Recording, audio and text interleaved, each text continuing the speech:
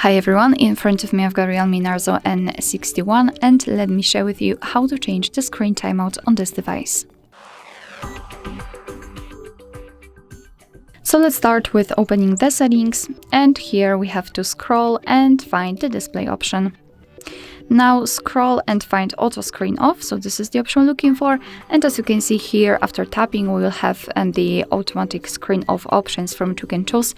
At the top relatively short options and at the bottom the longest option available in this device. So all you have to do is to tap on the option like to use. I'll choose 10 minutes, and as you can see it is immediately notified right here, which means that from now on, after 10 minutes of inactivity, this device will black out. Alright, so that will be all. Thank you so much for watching. I hope that this video was helpful, and if it was, please hit the subscribe button and leave the thumbs up.